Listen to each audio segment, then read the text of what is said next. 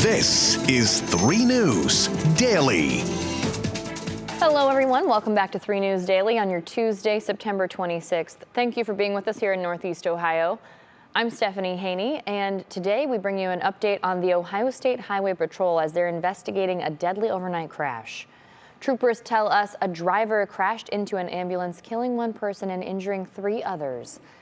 The crash happened just after midnight in Geauga County. Troopers say a driver in a Jeep failed to stop at a stop sign and crashed into an ambulance, causing the ambulance to roll over.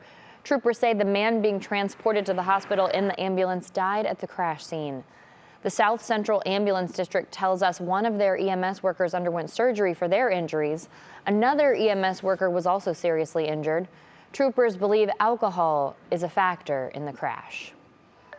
Now to Stark County, where a 4-year-old child is recovering this afternoon after being hit by a car. The hit and run happened around 8 p.m. last night in Lexington Township on Greenbauer Street Northeast. The 4-year-old was transported to the hospital with non-life-threatening injuries and is expected to be okay. Officials say the driver of the vehicle that hit the child and fled the scene is believed to have been driving an older model dark-colored sedan. Anyone with information is asked to call the Stark County Sheriff's Office. And happening now, Cuyahoga City Council members are meeting to discuss plans for the future of the Cuyahoga County Jail. The issue at hand today is whether or not County Council will buy 72 acres of land in Garfield Heights to build the new facility. The project would cost $38 million to buy the land, and the overall total would be around $750 million to complete the construction. We're keeping a close eye on this story, and we'll bring you updates coming up on 3 News at 4. Now, in Northeast Ohio City is trying a new way to prevent teens from smoking and vaping. Just last night, Brunswick City Council placed a moratorium on new permit approvals for the sale of tobacco products in the city.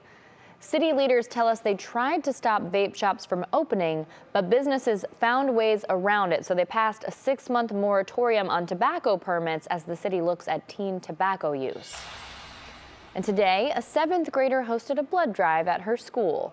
This afternoon, student Stowe Ray Conway managed a blood drive at Constellation School's East Side Arts Academy in Cleveland.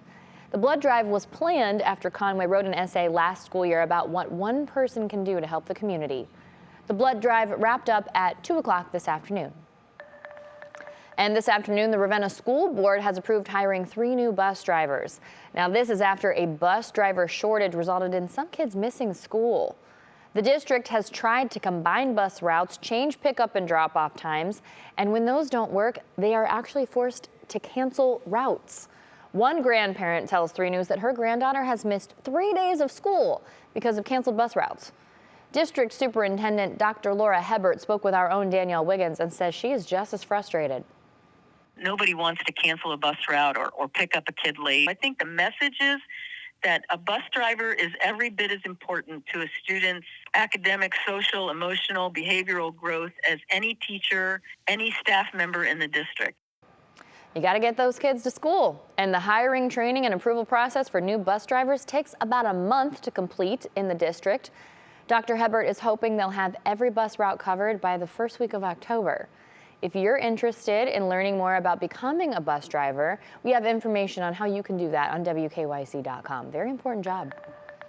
Now, new today, plans to turn an historic elementary school into affordable apartments are moving forward. Cleveland City Council approved financing for a project that will turn Hawthorne Elementary into 36 apartments last night.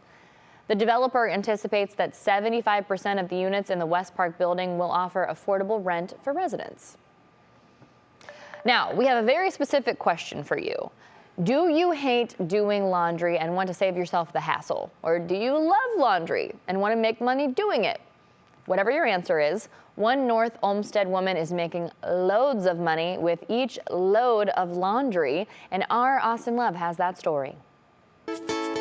This is where all the magic happens. Trisha Mills is happiest on the go. Yeah, so I just keep myself going every single day. An entrepreneur at heart. Yes, I own Trisha's Little Beverage and Deli here in North Olmsted for actually 12 plus years. Throughout her life? Well, that's the way I was raised in West Virginia. Hard work on the farms, make something of yourself. That's exactly what she's done. And if you don't do it, who's going to do it for you? But when Trisha's mom got sick last year... My mom is a double transplant patient from the Cleveland Clinic. So she has to stay closer to the Cleveland Clinic and she needs a lot of care. She knew she had to shift that hard work to the home. So I gave up my full-time job to stay home, take care of her, but I needed to figure out a way to make money still. But that's where Tricia found Poplin. Gave me the opportunity to work from home, take care of my mom, and still pay all the bills. But what is Poplin? Well, think of it as Uber for laundry. Simply download the app, put in your information, pick your laundry pro, like Tricia, and let them take care of the rest. We wash, dry, fold, pack it back up, deliver it back to you within 24 hours, fresh, clean laundry, and it looks like a package as a present on your front porch.